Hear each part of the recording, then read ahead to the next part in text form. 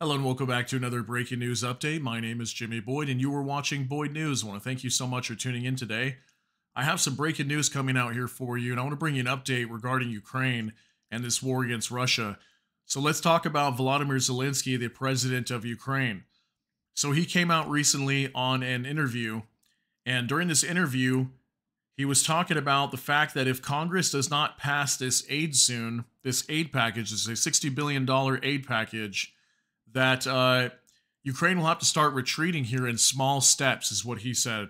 Not quite sure what he means by small steps, but I'm sure that most likely what that means is they would have to start giving up some parts of land, giving up some more villages on the eastern side of Ukraine that are currently being held by Ukrainian soldiers.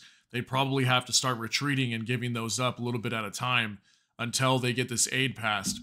So I do have some word that there's a potential that Speaker of the House Mike Johnson may put a Ukraine bill on the floor potentially this week, if not next week. And we may see this aid getting passed here very soon. I think it will get passed. It's just going to take some time for Congress to work out their issues there. And in the meantime, Ukraine's going to have to start falling back if they don't start getting this aid soon. And we did get Volodymyr Zelenskyy warning about that weeks ago. He said that if they didn't get aid by the end of the month of March, they were going to have to start retreating. So now we're starting to see that. That timeline seems to match up there with what he was saying. So I've got some more information. We're going to be talking about this. So I've got an article here from CNN World. Okay, and it says Ukraine faces retreat without U.S. aid, Zelenskyy says. Dated just yesterday, March 29th. Okay, so Ukrainian forces would have to cede further territory to Russia if U.S. military aid does not arrive soon. President Volodymyr Zelenskyy has warned in his latest appeal to Congress to pass a multi-billion-dollar package. President Joe Biden's administration is struggling to push a $95 billion international aid package, which includes $60 billion for Ukraine, through the House of Representatives more than a month since it was passed in the Senate. Zelenskyy warned that the lack of aid was urgent and could endanger Ukraine's major cities.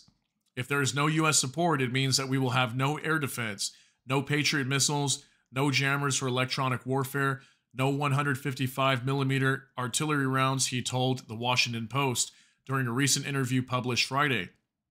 It means we will go back, retreat, step by step, in small steps. He said Kiev would be forced to do less and prioritize resources, and the cut could have consequences. If you need 8,000 rounds a day to defend the front line, but you only have, for example, 2,000, you have to do less. He explained, saying that the solution may entail shortening the front line. If it breaks, the Russians could go to the big cities. Much of Ukraine's east has been under Russian military control since Moscow launched its invasion more than 2 years ago. Last month, Kiev announced its withdrawal from Avdiivka, one of the most fiercely contested towns on the Eastern Front in recent months. So yeah, definitely Ukraine's in need of artillery rounds for sure. This is something that's been widely reported for quite some time now, for at least 3 or 4 weeks, is that they've been short on artillery rounds and ammunition. And especially like when they were fighting in Avdiivka, when they had to pull out, all they really had to hold down Avdiivka before they retreated was mainly their rifles, and that was it. They were completely out of artillery shells. But I do know that many countries in Europe right now are starting to send more artillery shells. I don't know how quickly they're going to be getting them over there, but tens of thousands and up to hundreds of thousands by the end of the year are projected to be sent to Ukraine, coming from countries like the Czech Republic, I believe. I think Poland. Some other countries were announcing more supplies for Ukraine as well. So European countries are starting to step up and send them supplies. While the strategic significance is limited, the loss of Avdiivka, taken together with Moscow's capture of the town of Bakhmut last year, indicates how the war appears to have turned in Russia's favor. More recently, Russia stepped up attacks on Ukraine's border villages as Russian President Vladimir Putin raised the prospect of creating a sanitary zone inside Ukraine to protect his country's southwestern regions. This came after Putin secured an unsurprising victory in a widely discredited presidential election earlier this month.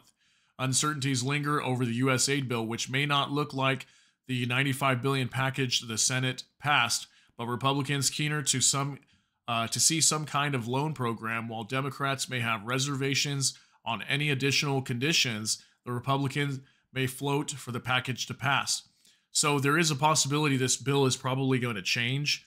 They may drop the Israeli portion of it. There's like 30 billion or so, 35 billion that's supposed to be going to Israel as well, and they may separate that. I did hear about that this may just be like just a simple bill for Ukraine only and not attach anything else to it, but we'll have to see how that goes.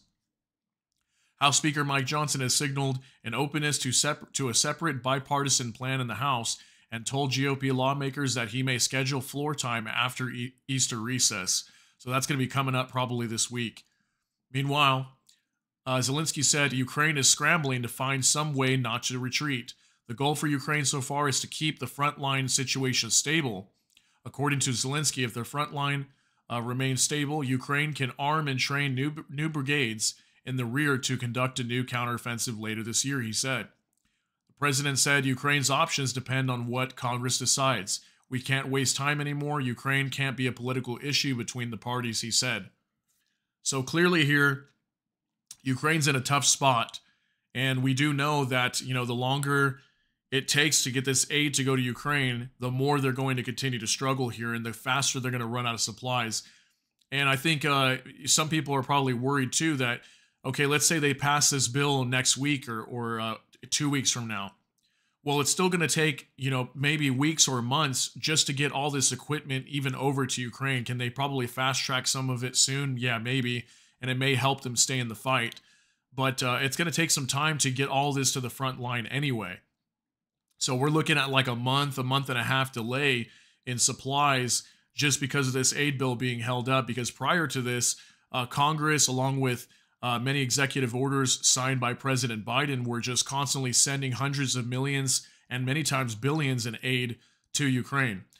So I just wanted to give you this quick update and let you know what's going on over here. But it looks like Ukraine is in a tough spot at the moment. And obviously Volodymyr Zelenskyy coming out here and saying that if they don't get this aid soon, they're going to start losing more land. Okay. So let me know what you think down below. Share your thoughts and opinions in the comment section. If you got something out of this video, please smash the like button. And also, if you enjoy my content, please consider subscribing down below. Hit the notification bell. That way YouTube can notify you. And with that, I hope you all have a great day. Thanks so much for tuning in for this update. Everybody take care and God bless. We'll see you in the next one.